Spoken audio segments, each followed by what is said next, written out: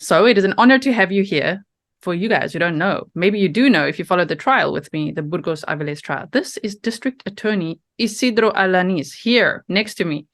A dream come true for many in this audience. Welcome. It's about justice.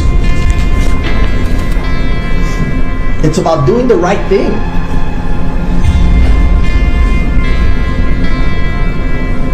It's about giving the right punishment.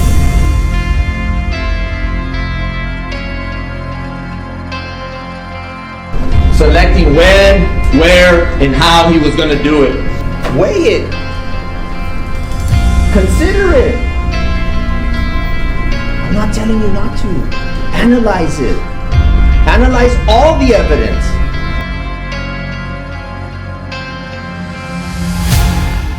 Please note that this content is for adults only. Viewer discretion advised. If you haven't yet, hit the subscribe, like, and share.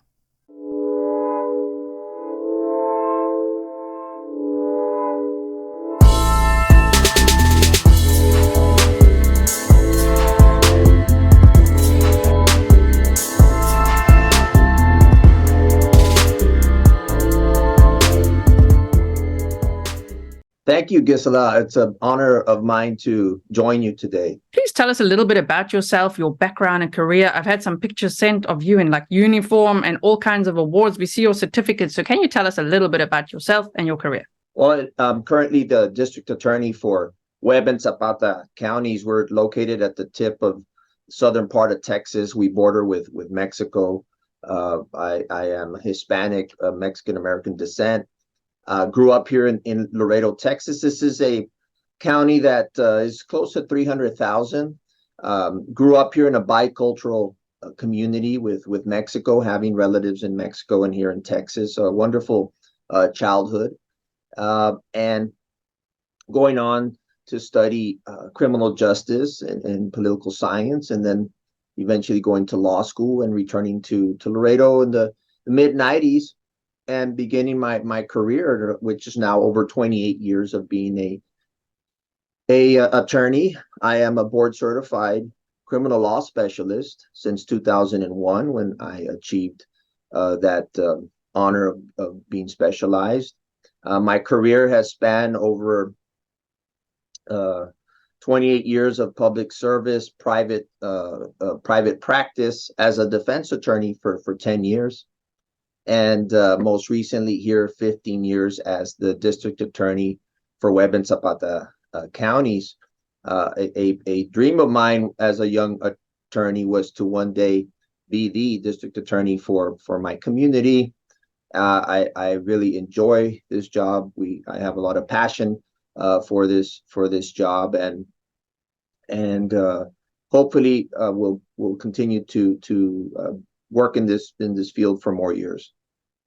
Yes, we could absolutely tell that you have a lot of passion and motivation, and just deliver such powerful opening and closing arguments and everything in between. So what does keep you motivated to that standard? Well, I'm invested in our community, being born and raised in this community. Our mission at our office is to protect children, protect the elderly, protect families. And when you have a case of this magnitude, like the case of Grizelda and Dominic, it hits home. They represent the most innocent of our community, everything that is supposed to be happy. They represent love. They represent family unity. So it's a case that, for me, it was easy to decide to be the lead on this case. And was it ever difficult? I'm not sure if that's the legal process, to kind of take turns as the team, right? Was it sometimes difficult to sit there and not want to jump in and say things? Because sometimes we were like, oh man, I wish, no shade to any of the other team. It's just you so detail orientated and so powerful in the questions you ask. Did you ever feel like, I wish I could just get in there and ask questions? I'll tell you what, I could not succeed without the support of the team. I mean, any player, any athlete, anybody in any organization needs a strong team. So I've been blessed here with a dedicated team I had a team of 6, including myself. We were 6 lawyers on the team. The other part of my responsibility is training up and coming attorneys in the skills of trial litigation. And for the time, dedication, that and hard work that they put in for the 5 months prepping for this case, for this trial. And of course, the case is from 2018, so there was a lot of court proceedings leading up to this trial. But being the dedication that each of them put in, one of the rewards that I like to provide is allowing them to question examination of witnesses, and let them, for lack of a better word, fly the plane for a while. If you noticed during this trial, the first 2 days, I was the one in control of the witnesses. And I do that intentionally to get the case moving in the right direction, get us establish a strong foothold on the theme of the case, and get the momentum of the case. At that point in time, I begin to allow some of my team members to question witnesses. This allows me a time to clear my mind, take a little bit of a rest in the back seat, still be there, still direct and conduct the case, but lead from behind. There's always going to be bumps and obstacles when you're not in control of the case or the plane in this case. But we navigate through that. We navigate through that. And because everyone was so committed to the mission, I was very comfortable in allowing the other attorneys to participate in the trial. Yes, you really had a great team. And it's good that you had some rest in between too. Yes, to get your energy back for those powerful speeches. You do. I can tell you one thing, it's mentally exhausting, emotionally and physically as well. The level of concentration, sitting as lead chair and questioning witness after witness after witness, it is intense. And so I do realize, and I do get people saying or were contacting me, hey, you need to get back in front. But I felt that I was always able to come back at the right time. And by design, as you recall, the last day of the trial, I questioned all the witnesses going into the closing arguments. And that was also by design, to allow me to come in and finish the trial on the last day by questioning all the witnesses. And it was very effective. But how do you feel about the outcome of the trial? Does it feel to you like you lost, or does it feel, are you okay with the outcome? No, I'm very disappointed in the outcome. We wanted to deliver the death penalty to the family. I'm very happy with the verdict. Keep in mind, this was a very circumstantial case. We had no weapon, we had no confession, we had no eyewitnesses. We built this case around the circumstances, around forensic evidence, scientific evidence, digital evidence, cell phone and GPS evidence, and timeline, and of course, the extractions of the phone when I say digital evidence. So we were able to build this case from the outside in and narrow it down really to those last 16 minutes that they were there on that dirt trail from 9:44 up until 10:10 when the camera caught Burgos fleeing from the crime scene. And do you think that the weapon and maybe even the uniform would ever be found, or is it just in the Rio Grande now and off with the current? Or could someone do magnet fishing or anything to still search for it? They sent divers that time to look for the weapon, and that was not found. I believe in my heart that the weapon was thrown into the river when Bradley Dennison saw Burgos driving down under the World Trade Bridge and making a U-turn. I think that's where he was throwing the the knife, or that's where he threw the knife. I also believe that the bloody uniform or pants and tennies, what he was wearing, would have been thrown behind the church where he had visited that location twice. There was a lot of construction going on back there, so I think he had staked it out to figure out after, if you remember, at 10:37 a.m. on April the 9th, when he leaves his home, he drives straight to that area where that church is. He drives behind the church into a brushy area, and I think that's where he got rid of the clothes that he was wearing. The problem that we had was, by the time law enforcement got out there to search that location, it would have been somewhere around May the 3rd. It took that much time to analyze the phone and get the GPS location as to where he was. So we were more than 3 weeks post the murder, and the evidence, or the bloody clothes, I believe, would have been thrown at the landfill. So we missed that opportunity.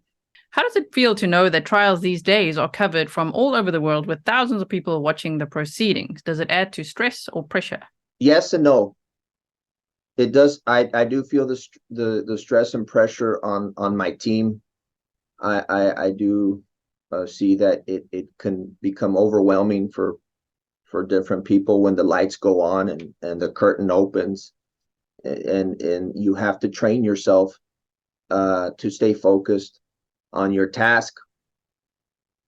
I've been able to develop the skill and ability to focus on my trial, my work, so that I don't notice the cameras. I'm not going to tell you, there's moments where you have to remind yourself there are cameras, but I do not let that affect me. And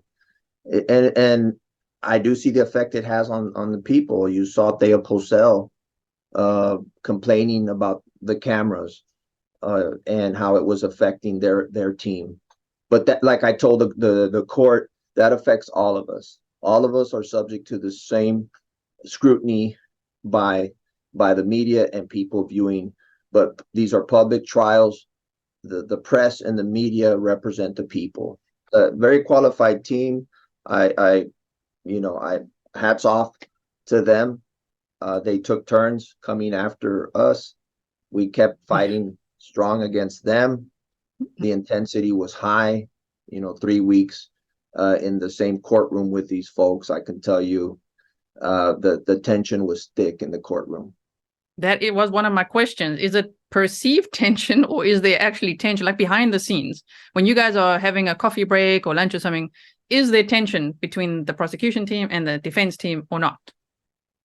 Well, the best analogy I can give you, think of your two most arch rivals football/soccer teams in Europe, and there's no love there lost between the two sides.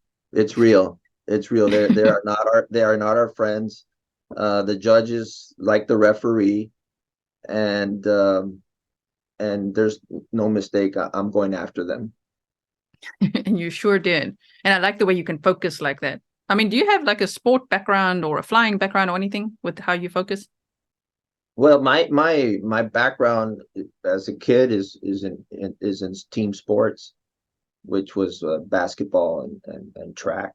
Basketball is a team sport. That was my passion growing up, and having some wonderful coaches and mentors, and learning the importance of teamwork and staying focused, and in playoff games, and those types of experiences that form your personality and your character as a young teenager, and then putting some of those experiences into your profession later on when you're an adult. I think it comes into play, having the support of friends and family, and just knowing that that's your calling. And one of my biggest techniques that I use is visualization, and I visualize the situation I'm going to be in, and play it out in my head before it happens, and that helps me a lot in being able to do my job. Absolutely. And speaking of visualization, you know, when you demonstrated how many times the victim, Grizelda, was stabbed, was that planned from the beginning, like months before? Were you like, that is going to help them understand? Because it was very powerful. Or is it something you decided on later? No, it's something that I had in my quiver to use at the right time.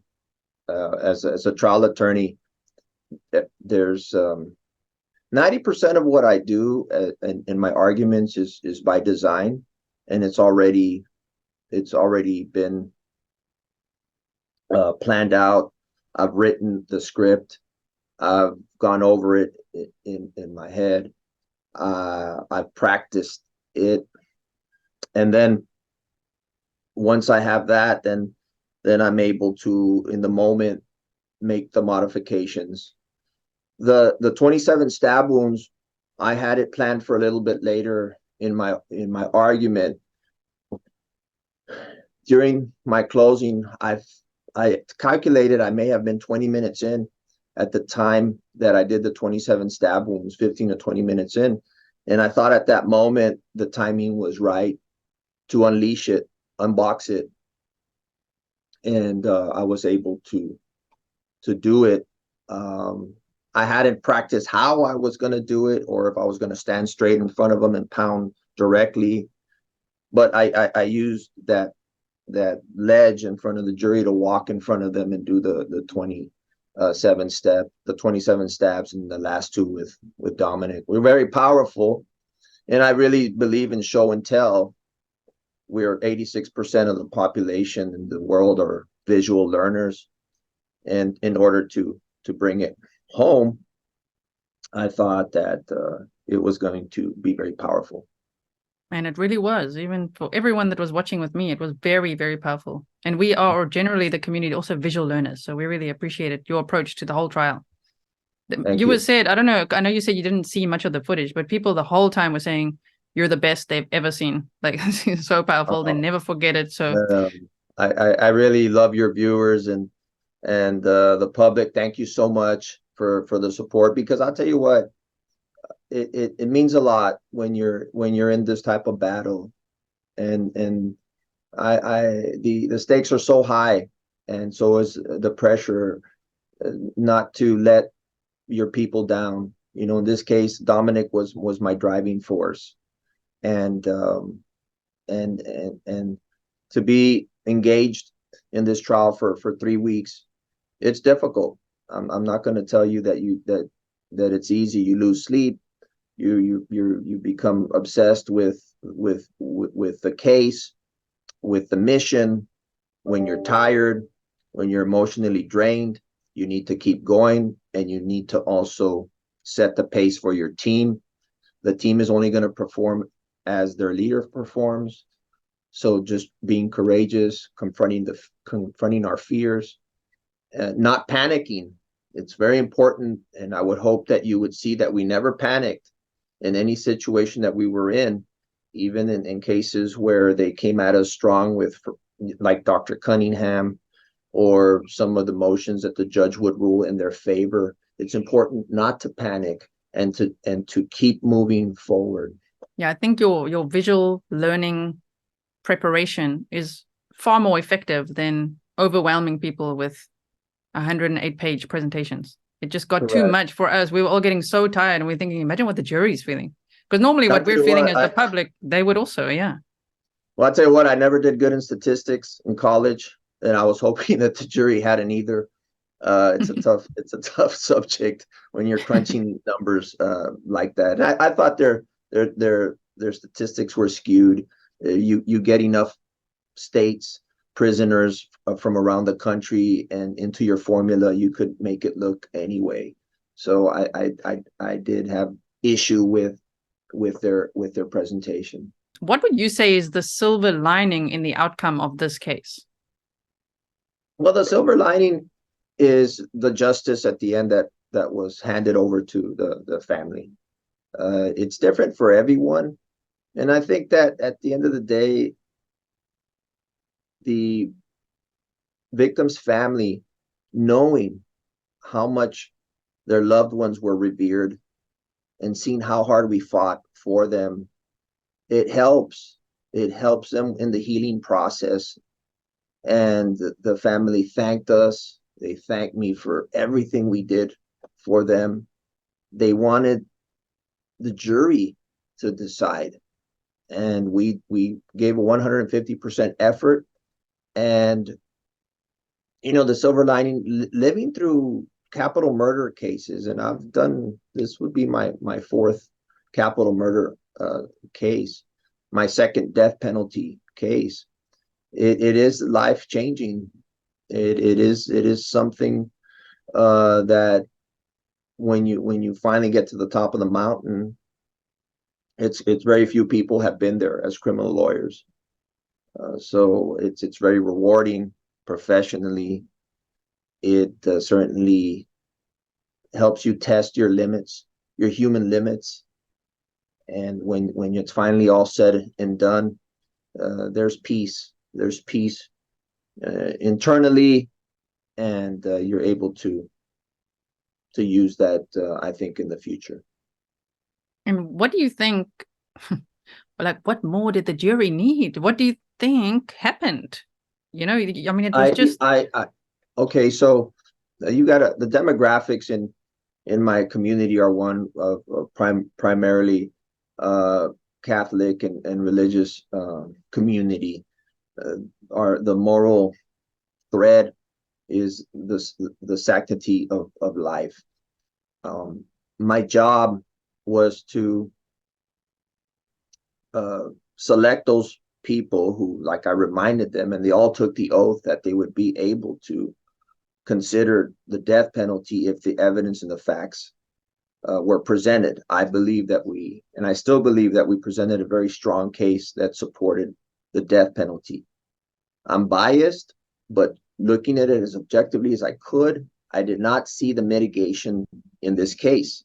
I did not see post-traumatic stress disorder. I did not see anxiety. I did not see learning disabilities. I did not see a history of child abuse, substance abuse. None of that which is typically your mitigation, was not present. I was more concerned with the future danger question, the question number one. And the jury unanimously voted that Burgos-Aviles did in fact present a danger in the future. We got through that question. So we got 2/3, closer to getting the death penalty. And I was quite shocked that they found mitigation. Legally speaking, I believe the only mitigation was the fact that he had behaved himself for 5 years that he's been here. No, he had no write-ups or no disciplinary actions taken by him. I tried to explain that was motivated by the trial itself. He knew that he had to be on his best behavior. He's a very manipulative individual. That was, I believe, the explanation behind that. And the other one was no criminal history. That is one of the 8 factors that should be considered when considering death. Now, if you recall, we did highlight his characteristics and the characteristics of the crime, which, in my opinion, would overshadow the fact that he had no criminal history. So in basic terms, he went from 0 to 100 on this crime. He did not use a gun, which would have been a quicker type of death, right? He selected the weapon of his choice, a knife, and which is a very personal type of killing. It's a very emotional, passionate type of killing. It's up close. And so the horrific and brutality of killing Grizelda with 27 stab wounds, and then walking over to take baby Dominic out of the stroller, walking him into the brush, laying him down, and picking up that shirt and looking for the location of the heart. All of those are factors that I believe, and I still believe, would be taken into consideration to overshadow the lack of criminal history. Yes, and I guess we just don't know of any formal criminal history, but many of us were thinking, to be this savage, then he probably did something before.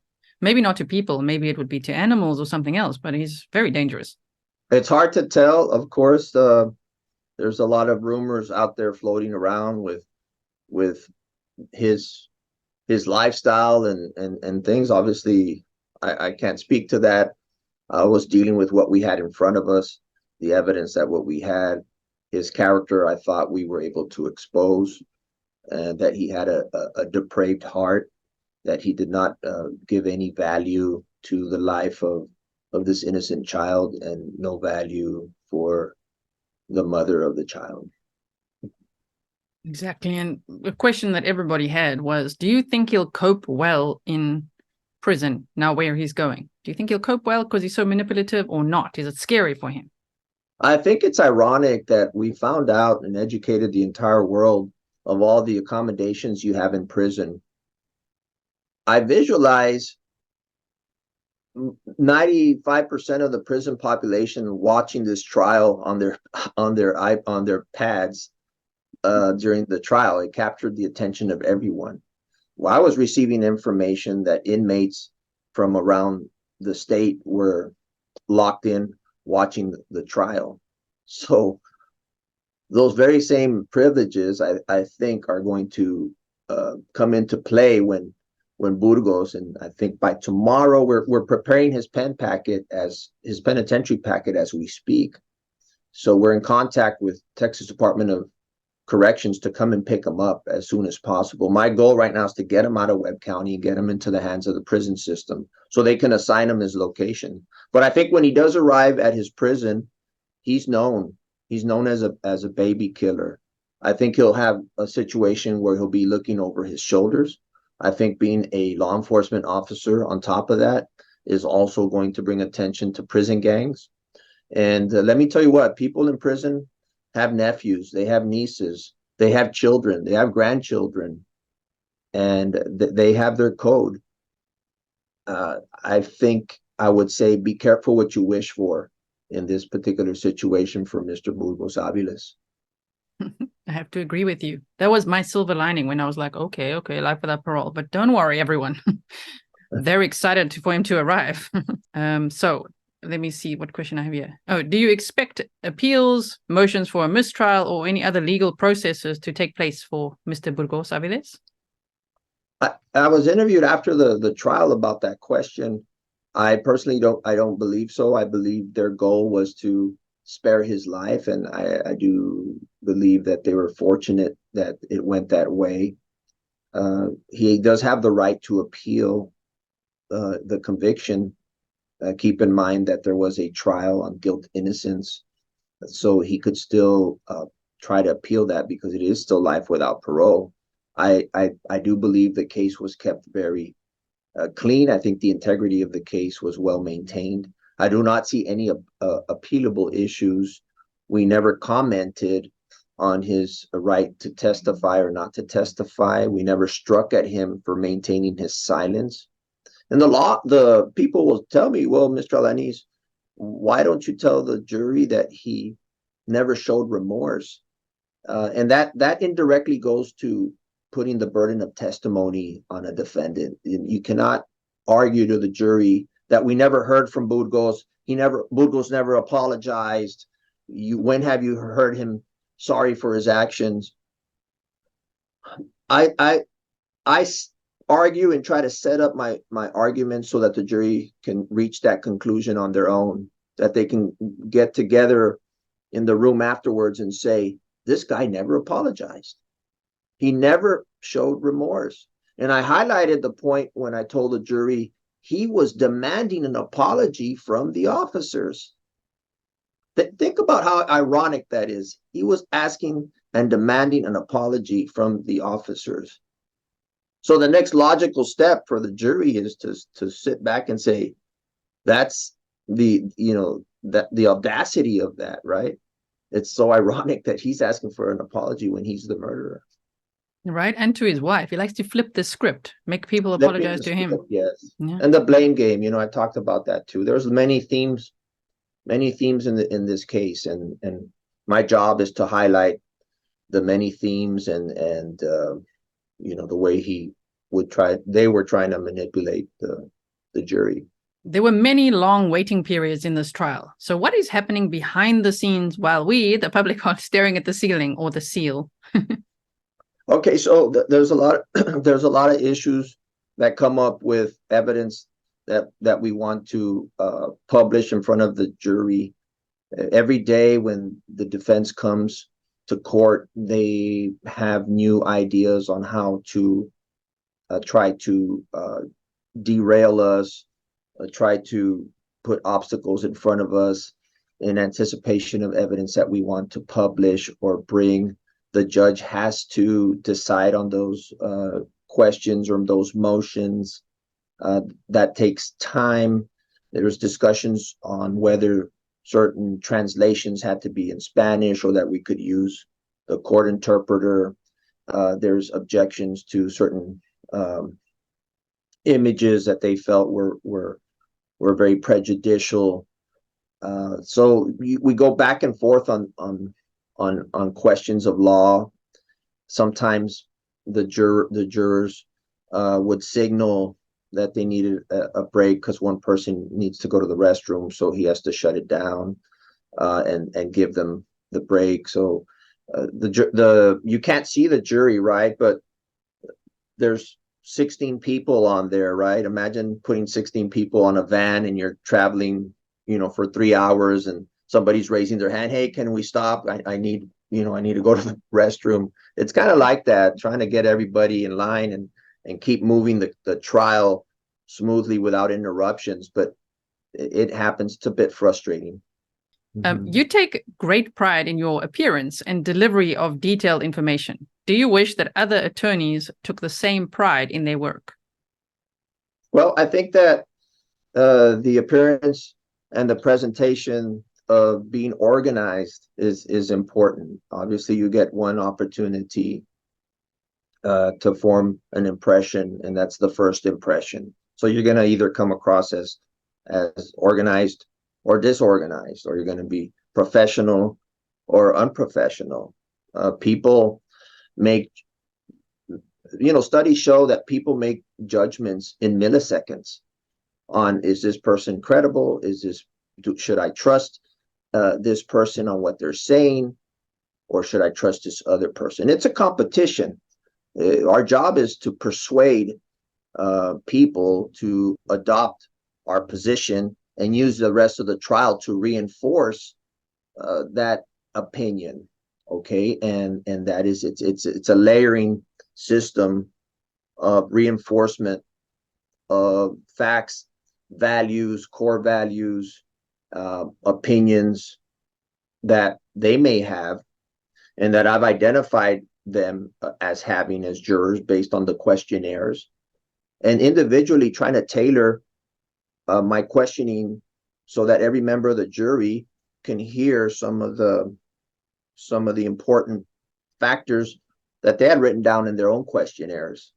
So I try to tailor make my questions so that every juror there I can address all of their questions, their answers, their values. So there's a lot that goes on in the design of our questioning and the words that I use. You need to have a game plan. If you don't have a game plan, you're not gonna go anywhere. So, and you have to have a plan A, a plan B, and a plan C. Okay, and you always have to have an exit strategy. Our strategy in ending this trial was to end on a strong high note. So we put Dr. Dagoberto Gonzalez as our last witness, and we were able to finish with a high level of credibility. And I do rely on the doctrine of recency and repetition, and going into the weekend or going into the closing arguments after Dr. Gonzalez's testimony, the jury would have heard that last in their as their last witness, which is positive reinforcement for the state. And the bonus was also that he utterly humiliated Burgos with the medical records that he shared. That was just the cherry on top because of the type of narcissistic personality that we seem to observe in Burgos. That was just a great Well, life witness. Well, if you recall, that was Defendant's Exhibit 7 that they presented. They presented Burgos's medical records, and they were trying to convince the jury that Burgos was poisoned, and as a result had developed psychosis. My job in reviewing those medical documents was to highlight and find anything that I can expose that goes towards the theory or the theme of my case, that this guy is a narcissistic, selfish, egomaniac, predator, and showing the contents of his locker at work, with I don't know how many condoms in there, showing his text messages before, during, and after the crime. Then he's going to the doctor to get these hormones, and then in the middle of all this, he presents himself with STDs. This is somebody I'm showing the jury that it is somebody who is reckless, somebody who is wanton, somebody who does not care about other people. I mean, think about Amy. Somebody who's got this type of disease, these diseases, is what he's a spreader. That is reckless. Do you know or suspect what was injected into Dominic's leg? No, I don't know. I have theories. I don't know if you want to hear about that. We might want to. We all had theories, and Drano was the number one theory. Well, I don't think it was anything like that. It could have been any number of chemicals, but going with what Burgos's profile was and what he knows, and what he had access to, I would suspect that it would have been a dose of steroids. If you look at what steroids are meant for in enhancing the muscle, right? They can also at high dosages have adverse effects on your cardiac system. And of course, this is just theory, but what if you give a infant child a high dose of steroids or some sort of amphetamine type, chemical? It could literally give the child a cardiac arrest, right? That's one theory. The other theory obviously is that it was some other type of chemical or substance. But at the end of the day, I believe, and I think everybody who found out, that number one, this was not a spider bite, and number two, his target was baby Dominic. It was so good how you demonstrated the twice that he tried to end Dominic's life before the final time. That was really a good visual reminder as well later in the trial. It was. I believe he tried to end his life with the abortion and pressuring Grizelda, and of course with the injection, and then successfully the third time. Indeed. Do you know if Burgos got any other woman pregnant, as he alluded to in his interrogation? That I don't know. He volunteered that he had another woman possibly pregnant. I mean, there's been obviously rumors circulating of other pregnancies that were terminated. I have no verification of that, but it seems that Burgos had a voracious appetite of collecting women as victims. Usually, one would have to condense all the information you have to present to a jury. So do you have any information that you would be able to share with us now that the case is over? There was other small incidents at the jail where he would, in his communications with some of the jailers, and nothing outrageous. I just believe that That was one thing. I would say this: his email messages and his phone calls. There was a lot of interesting information as to Burgos's thought process, his detachment from the crime. That it gives you good insight as to his mind. We could not publish a lot of that because of the court's rulings, and so we had to select just some of the more important emails. But I'm sure the viewers would have been intrigued with a lot of the emails that we intercepted and phone calls that were intercepted. But it shows how Burgos never accepted responsibility for his crime. It highlights his manipulative nature in the people that he's communicating with, and how he's very intelligent on how to manipulate the system. And do you think that his wife is going to stay married to him? Was that a request from you guys? Because we heard rumors that the attorneys asked her to stay married to him until the trial was over. So I think it's just a rumor. I don't have any information as to that. I know that Amy was still his wife at the time of the trial and throughout the proceedings. We never saw Amy. She never came to any of the court proceedings. As far as I know, she's living in Florida and taking care of the children. Okay. And how do you feel about both Border Patrol agents getting life without parole sentences, meaning, Ortiz and then Burgos? Like, that's two in a short time that you've been on trial with. How does it make you angry? No, it makes me sad, actually, that happened in our community. I don't know, there's more than 20,000 Border Patrol agents in the United States. How would two of them end up in my jurisdiction that would have killed other people? I have a better chance of winning the lottery than that happening, but it landed on my watch. These were two giant cases, let alone one, but two of them,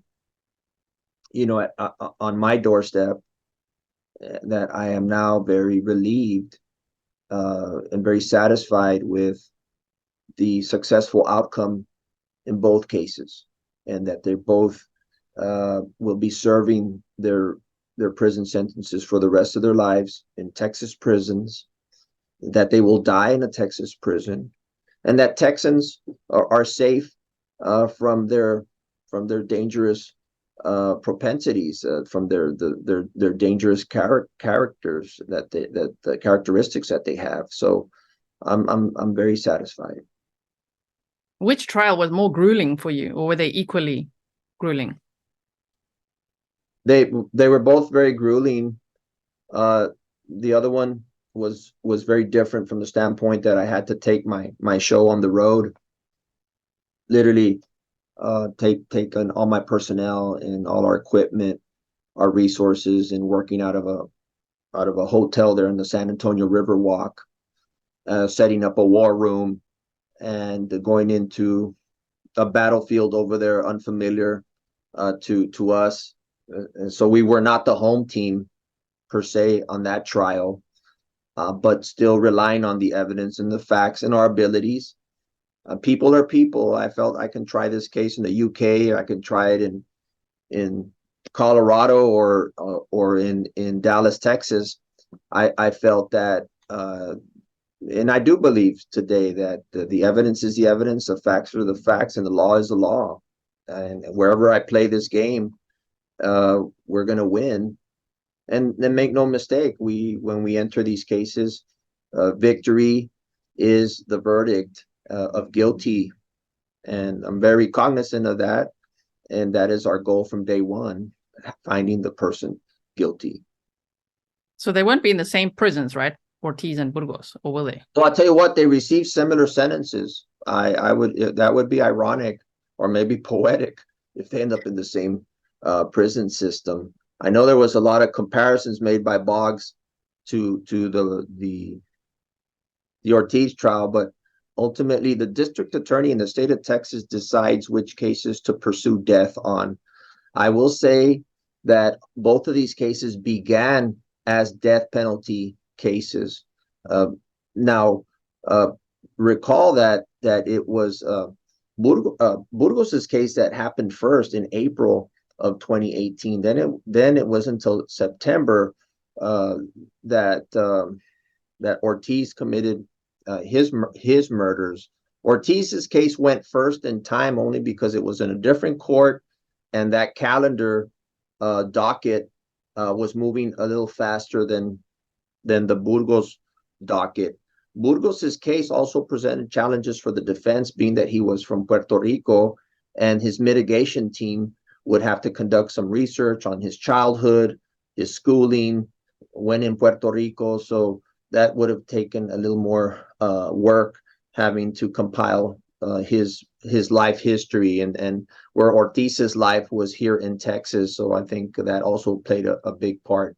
But although they were similar, they had very big differences. Obviously, again, I said it during the trial that Ortiz did not kill a child.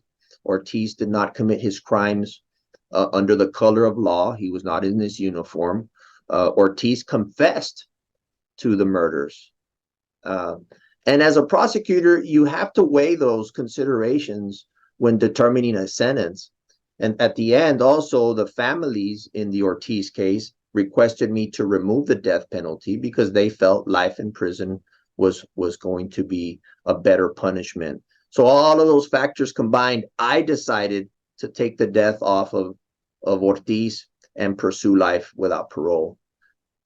In Burgos's case, I was requested by the defense to remove the death penalty, but I could not in good conscience do that. And I wanted a jury to ultimately decide his fate. And what's next for you? What's next on your calendar, or which trial will you be at next? There's a lot of big trials still in our office. I have a medium-sized office. We normally have around 30 or more attorneys, lawyers. I am elected position. I am an administrator of an office of close to 100 employees. So it's a bit unique that they said, that the elected DA is doing the trials, right? That is my passion, doing trials. And what's next for me is to catch up on the rest of the work that I have to do in overseeing the 30 attorneys that work here, making sure that every case is being given the proper attention that it has to be given to.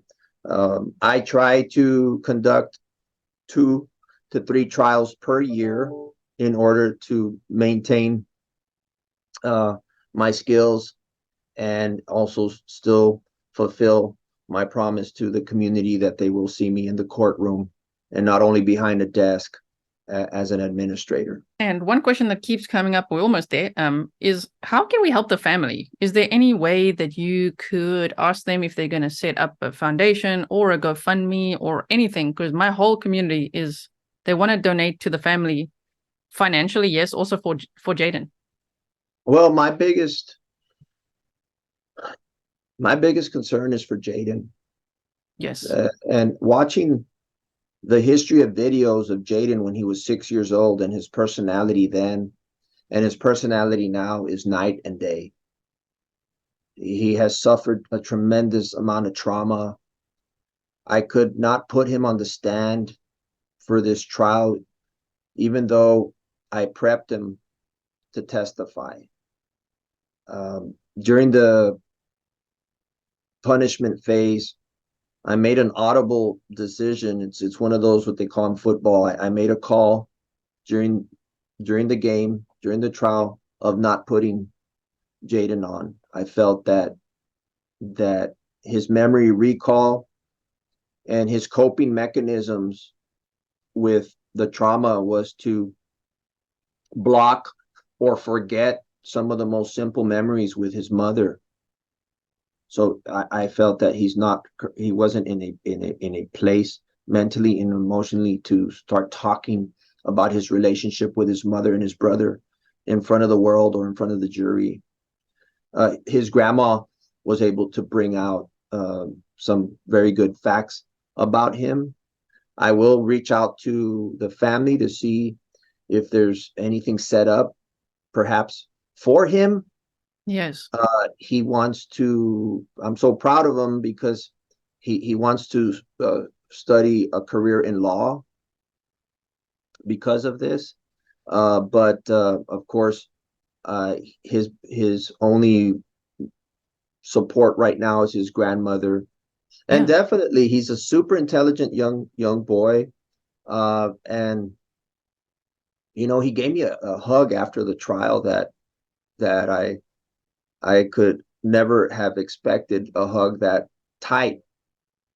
And he let out a lot of emotion, crying, uh, and digging his head into my shoulder, and letting out a lot of tears. And I felt that there was a lot of relief for him, and I felt that it was really a healing process, having lived through this trial and getting justice for his mom and his little brother. I think those are all the questions. Any message? Let me say this. Do you have any message for the Grizzlies? That's what we're called, the community. Any message for all of us from all over the world? I want to thank all the Grizzlies, yourself, for this excellent coverage during this trial, for being advocates for justice and for children and for victims. The positive messages, the energy that your site and your followers give to prosecution teams like mine, I cannot thank you guys enough. It gives us fuel, it gives us energy to continue the fight in the courtroom. We will continue representing victims and being the voice for those who have no voice. I'm most ever committed as I am today, as I was the very first time I started this job 15 years ago. And I really believe we're getting better. So I'm very proud of the teamwork that we have. I love the community we're in. And my only wish is that we have no more capital murder cases in my jurisdiction. If you had to ask me what is my wish is that we don't have these cases. I know that crime is real, evil is out there, and when evil's at the door, it takes courageous people like the Grizzlies, like yourself, and prosecution teams like mine to summon the courage to fight evil. Well, thank you so much. And my final personal last question is, how did you know that I said on my live stream, I was like, District Attorney Isidro Alaniz, if you're watching, we'd love to interview you. What, did someone connect us, or how did you know? Yeah, so some of your followers, some of the people following reached out to my office and communicated to my public information officer about that comment. And I said, by all means, I'd love to thank you and thank your followers for all the support during this trial. It means a lot, and until the next crime occurs, I can tell you that we'll prepare ourselves. We're always ready. I'm on call 24/7. I'll share this one last thought with you. I remember getting the call about this horrific murder there on the riverbanks, and like I do in a lot of the major crimes, I went to visit the crime scene the next day, and I walked through that dirt trail. I see the blood on the ground. I see where the grass is pressed down, and I begin to visualize how this crime occurred and start putting the pieces together. And it's something that I promote with my attorneys in visiting crime scenes, because you really have to be there to see and feel and know what happened in those last critical moments. And although we were not there that day on April the 9th, I can tell you, by visiting the crime scene and by studying all the evidence and looking at the blood drops, looking at where the shoe was placed, how the blood was smudged on the cell phones, how one shoe was thrown near the river, and how the body was laid down, we are able to put together a story. And that story was the one that I shared with all of you on day one during the opening statements, of how he lured her to that dirt trail and ambushed her using his special skill set, his knowledge, and his position. Yes, well, you did a brilliant job. Just know there's so many people out there so proud of you. I hope that you'll see the episode that I do put out, and that you'll see the comments, because you'll see maybe someone can screenshot it for you, even if you don't have time to watch it, just to see all the comments. I'll definitely watch it now. I now have time to try to resume my normal life. We prepped for about 5 months for this trial. There's thousands of hours that are put in by my staff in our war room, in putting together the slideshows, selecting the photos, putting the timelines, doing the compilations to do this production. And at the end of the day, you get to see the final product, and we're very proud of the work that we do here.